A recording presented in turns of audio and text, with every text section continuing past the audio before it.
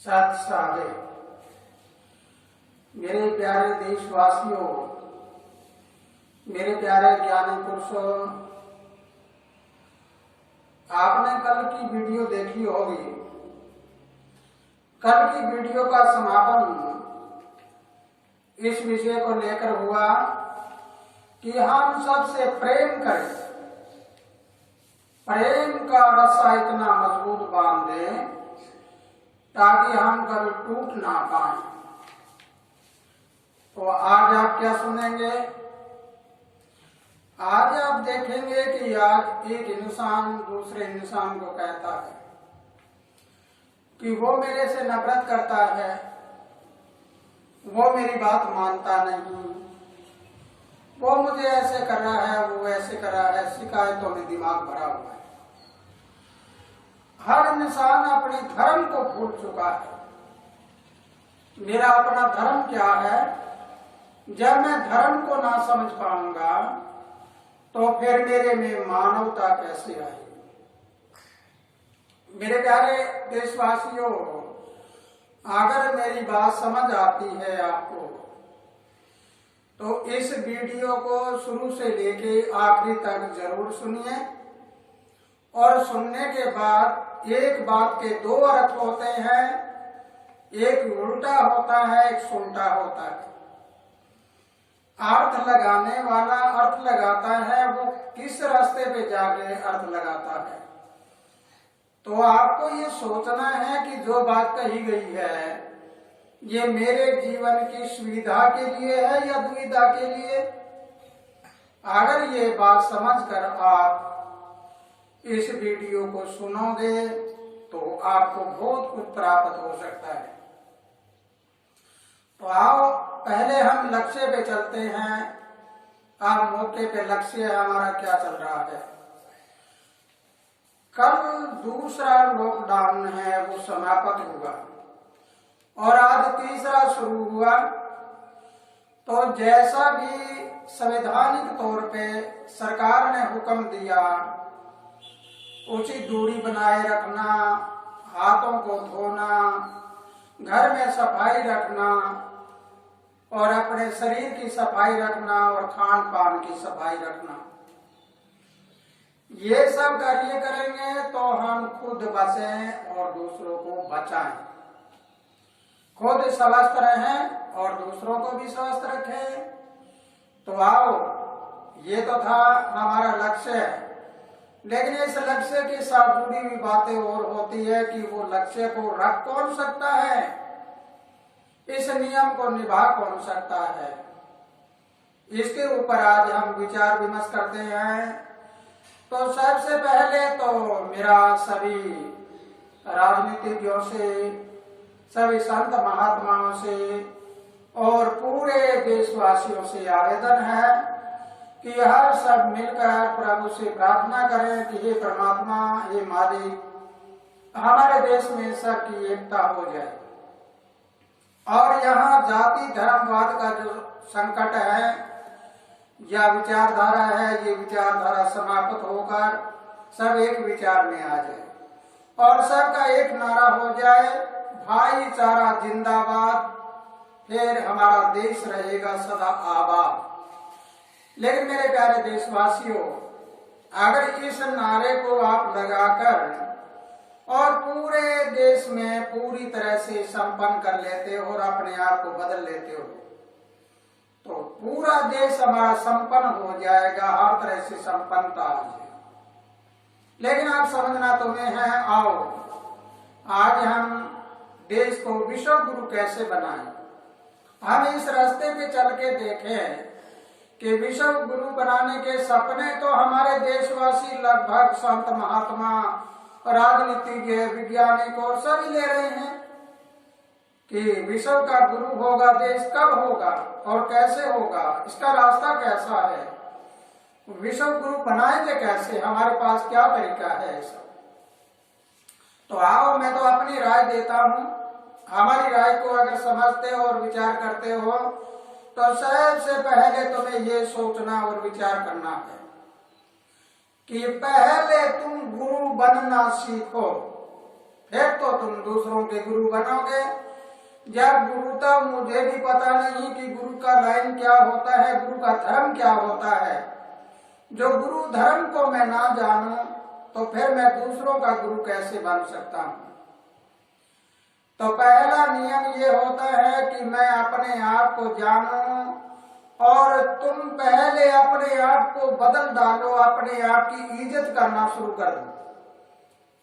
मेरी बात को आपने समझ लिया होगा कि तुम अगर समय की इज्जत ना करना जानो तो तुम दूसरों की इज्जत कभी नहीं कर पाओ। मेरे प्यारे देशवासियों, इस बात में कोई कमी हो तो जरा आजमा के देखना, क्योंकि मैं तो हर समय एक बात कहता रहता हूं, मेरी गाय कोई मत गाना।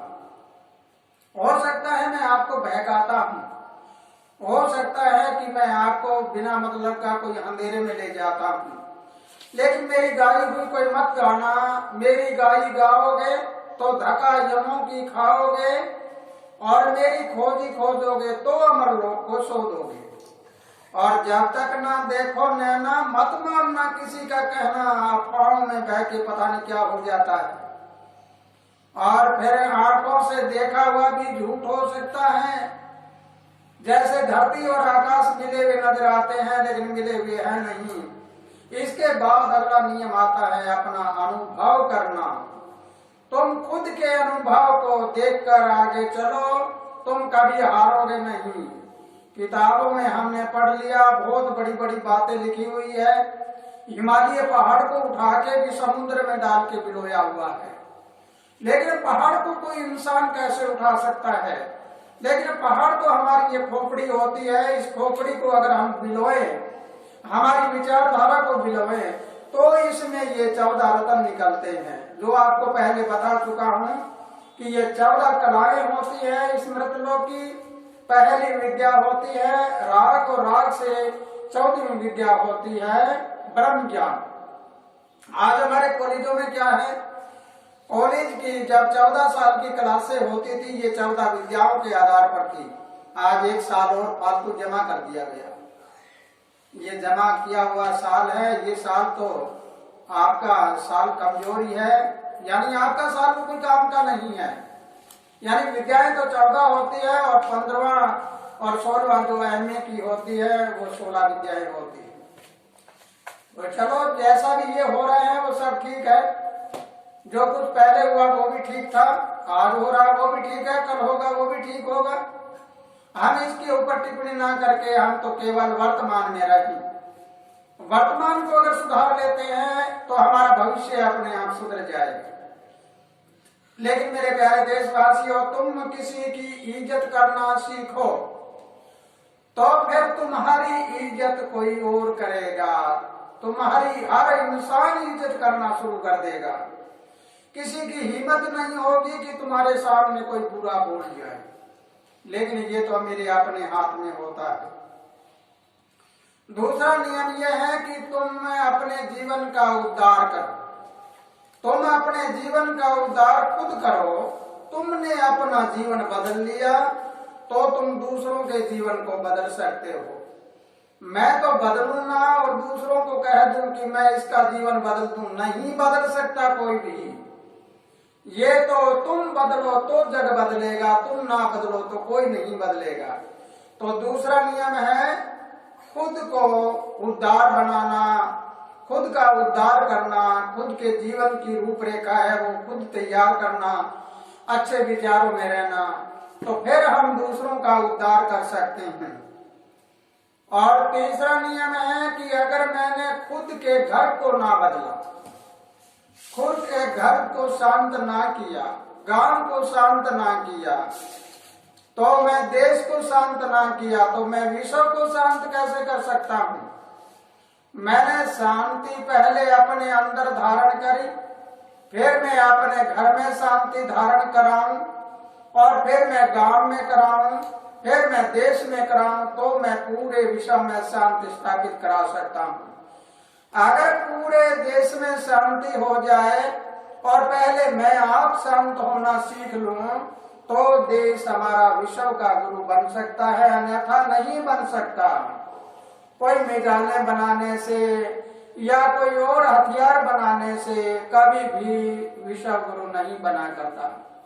विश्व गुरु तो वो होता है जो आपका ये हथियार मीठी जबान का कारतूस और ये दुनाली राइफल चलाए और दुनिया में उसका कोई बैरी ना रहे, सब शांति प्रिय रहे, वो होता है विश्व का गुरु। क्योंकि वो प्राकृतिक लाइन होती है, वो कुदरती तौर से होती है, वो परमात्मा के समान होता है। और चौथा होता है, बहुत गौर से समझना है कि मैं खुद जाति धर्म समाज को ना बदल पाऊं, खुद जाति धर्म समाज को ना छोड़ पाऊं, तो मैं दूसरों की ओर इशारा कर दूं कि तुम जाति धर्म समाज को छोड़ दे। वो कैसे छोड़ेगा? कि मैं अपनी जाति धर्म समाज से बाहर हूं ना और दूसरों को कह दूं कि तुम बाहर हो जाओ। कैसे हो सकते हो? पहले तुम अपनी जाति धर्म समाज के बारे में कहो कि मैं जिस जाति धर्म समाज में जन्मा हूं मैं उसका नहीं, मैं तो वो हूं जिसको मैं मानता हूं। अर्थात जाति धर्म समाज मेरा है और मैं किसी जाति धर्म समाज का नहीं हूं। मेरे प्यारे ज्ञानी पुरुषों, मेरे प्यारे देशवासियों, आज एक रहस्यजनक बात आपको बताता हूं। ये बातें तो पहले महापुरुषों ने कही है, लेकिन इनको सार्वजनिक किसी ने नहीं की होगी। सबसे पहला हम विचार करें कि जब बच्चा जन्मता है, जन्मते हुए बच्चे की कोई जाति धर्म समाज नहीं होता। कैसे होता है?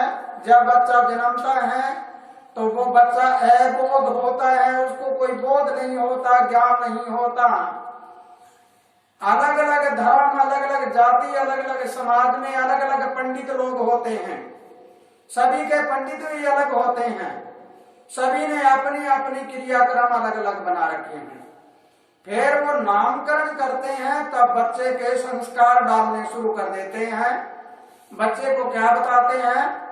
बोलो नाना, काका, ताऊ, बाप, माँ आदि बताकर फिर कहते हैं कि हम कौन सी जाति के हैं? हम ये जाति के हैं, हम इस समाज के हैं, हम इस धर्म के हैं। तो किसने सिखा दिया ये तो मैंने बच्चे को जन्मने के बाद उसको संस्कार दे दिया। अगर मैं जन्म के समय में चला जाऊं तो फिर क्या होगा? जन्म वाले समय में तो मैं किसी जाति धर्म समाज का नहीं हूं, जाति धर्म समाज मेरा है क्योंकि मैंने ही उसको अपनाया। अगर मैं जन्म के बाद, जैसे जन्मता ही बच्चा सनातनी होता है, यानी उसका कोई धर्म नहीं होता, वो कोई चीज को माने आजाद होता है। सनातन धर्म हमारा आजाद है, हमारे पे कोई प्रतिबंध नहीं होता, हम किसकी पूजा करते हैं, कहाँ जाते हैं, कहाँ ना जाते हैं। इसी प्रकार बच्चा जन्मते ही और बच्चा आजाद होता है। जब तक अबोध होता है, आजाद होता है, वो अपनी मर्जी से कुछ भी ग्रहण कर ले। तो जब ये बच्चा ये ग्रहण कर लेता है और उस ग्रहणता को हम आगे लेके चलते हैं, आगे उनकी विचारधारा बदलते हैं, तो उसके संस्कार उसके ऊपर जमा हो जाते हैं। तो इसलिए मेरे प्यारे देशवासियों, अगर तुम ना बदले तो कोई नहीं बदलेगा। पहले तुम बदलो, फिर जग बदलेगा। जरा आगे सोचो कि तुम अपनी तरक्की करो तो फिर दूसरों को तरक्की करा सकते हो। तुम्हारी खुद की उन्नति ना हो, तुम दूसरों को कह दो मैं उन्नति करा दूं, तो कैसे करा दोगे? तुम्हारे से नहीं हो पाएगी। आगे छठा नियम है, तुम खुद झगड़ालू हो, खुद लड़ाई खोरे हो, तो तुम दूसरों को शांति कैसे दे सकते हो? तुम दूसरों के घरों का झगड़ा कैसे मिटा सकते हो? झगड़ा तो वो मिटाएगा जिसके अंदर खुद के झगड़ा ना हो, और लड़ाई तो वो मिटाएगा जो खुद लड़ाकू ना हो। मैं खुद तो अपने आप को बदलता नहीं और दूसरों के झगड़े मिटाने के लिए चलूं तो क्या होने वाला है? कुछ बनने वाला नहीं। आगे जरा सातवां नियम सुनो। सातवां नियम है कि एक इंसान ज्ञान देने के लिए चला और उसको ज्ञान खुद को ना हो तो क्या होगा? मैं पहले अपने आप में ज्ञानी बनूं, अपने आप में ज्ञानी बन के और फिर मैं आगे चलूं, फिर आगे चलूं तो मुझे पता लगेगा कि ज्ञानी क्या होता है। फिर मैं दूसरों को ज्ञान दे सकता हूँ, नहीं तो मैं किसी को ज्ञान नहीं दे सकता। लेकिन मेरी बात का बुरा मत मानना, ये कलयुग में सतयुग आया है। कलयुग में सतयुग आया है, सत की लहर आई है। तो सत की लहर में बताती है कि जीना सत बोल के जियो चाहे 2 दिन जीना काफी है, कोई बड़ी बात नहीं। और झूठ बोल के 100 साल जीते हैं तो भी बेकार है, मत जियो ऐसा जीना। फिर आगे सतयुग क्या कहता है, जियो जीव कल्याण में, दूसरों की भलाई के लिए जियो, और जियो चाहे 2 दिन काफी है, 2 दिन जीना। तो अगर मैं अपना पेट भरने के लिए 100 वर्ष तक जिंदा रहता हूं तो फिर क्या हो गया, ऐसा जीना बेकार है, मत जियो ऐसा जीना। इसलिए मेरे प्यारे देशवासियों, अगर मेरी बात को आपने पूर्ण तरह से समझ लिया है और जान लिया है तो फिर हम एक बार इसके विपरीत चलते हैं। विपरीत चलते हैं कि जो मैंने कहा था आपको कि इज्जत करना ना जाने वो दूसरों की इज्जत कैसे करेगा। और फिर अगर हम दूसरों का अपमान करते हैं तो पहले मैं अपना अपमान करता हूं। मेरे अंदर अपमानता है पहले, और अपमान कैसे करता हूं, मैं खुद तो असफल हूं और दूसरों की सफलता को देख के मैं अपमान करता हूं किसी का। इस बात की जांच करके देख लेना, ये बात हकीकत मिलेगी कि जब मैं दूसरों को आगे बढ़ता हुआ नजर आता है मेरे कोई, तो मेरे अंदर एक जलन पैदा होती है कि ये आगे क्यों बढ़ रहा है।